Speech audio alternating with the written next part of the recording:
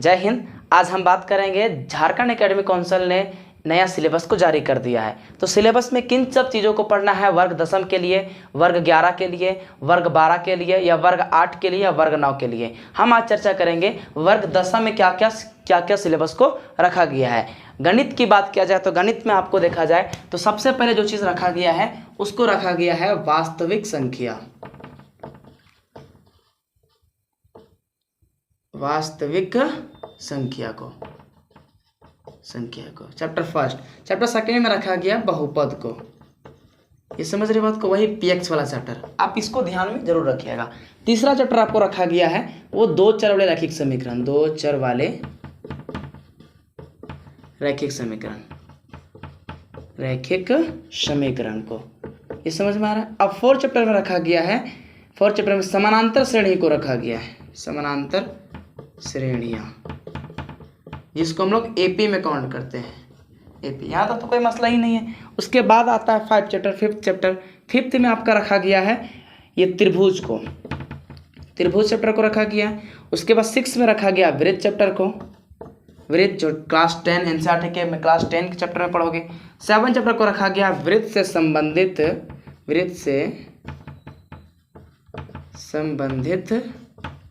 क्षेत्रफल को, area related formulas पढ़ना। इन सब चैप्टर को रखा गया है टर्म 1 के लिए। आपको मैं बता दूं कि 2 टर्म्स में बाकी जितने चैप्टर बच रहे हैं ये सब आपके टर्म्स 2 में चले जाएंगे। आपको मैं पहले बता दूं कि टर्म 1 और टर्म 2 ये 2 एग्जाम आपके होंगे। फर्स्ट जो एग्जाम होगा वो होगा नवंबर से दिसंबर के बीच में,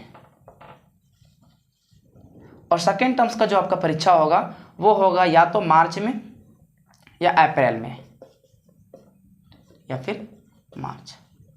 इन सब चीज़ों का आपको ध्यान में जरूर रखना है। अगर अंकों की बात किया जाए कि कितने मार्क्स का रहेंगे, तो मार्क्स में देखा है दोनों 40-40 रहेंगे, और दोनों को ऐड कर दिया जाएगा, दोनों को जोड़ दिया जाएगा, और वो आपका फाइनल रिजल्ट बनेगा। सारे बच्चों से ये आपको ये बता दिया जा रहा है कि आप आपको हर, जैसे इस बार 10 नंबर लिखिएगा। जैसे अगर आपको गणित का एग्जाम लिखिएगा, टर्म 1 टर्म्स 2 2 टर्म्स में लिखिएगा, तो 40 नंबर का आपको ऑब्जेक्टिव लिखना पड़ेगा, ठीक है, और 40 नंबर का आपको सब्जेक्टिव लिखना पड़ेगा।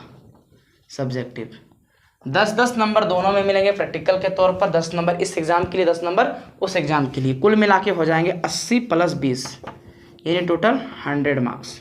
100 मार्क्स का परीक्षा लिखिएगा, और बाकी बात रिजल्ट में दोनों को ऐड कर दिया जाएगा, और वो आपका फाइनल रिजल्ट बनेगा। ये था 10वीं क्लास का सिलेबस का नया पैटर्न। साथ ही साथ कल मैं बताऊंगा विज्ञान का, उसके बाद मैं अदर सब्जेक्ट का बताऊंगा क्या क्या पढ़ना है, किन सब चैप्टरों को पढ़ना है। अभी आपका आवश्यक चैप्टर है ये 7 चैप्टर, ये लगभग 3 और 3 4 7 चैप्टर। 7 चैप्टर को टर्म 1 में रखा गया है, और 8 चैप्टर लगभग एनसीईआरटी का टर्म 2 में रखा गया है। इन 2 चैप्टर को आप अच्छे से, इन 7 चैप्टर को आप अच्छे से पढ़ लीजिए, आपका रिजल्ट आसानी से हो जाएगा, अच्छे से हो जाएगा।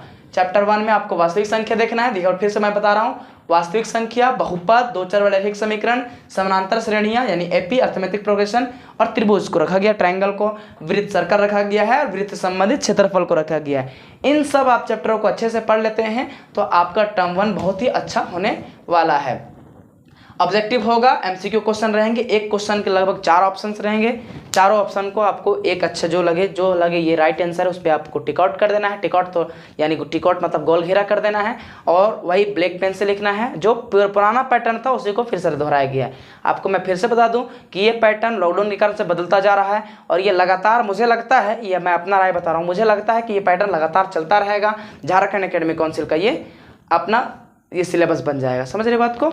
आपको ध्यान में सब कुछ आ गया है। तब तक के लिए धन्यवाद।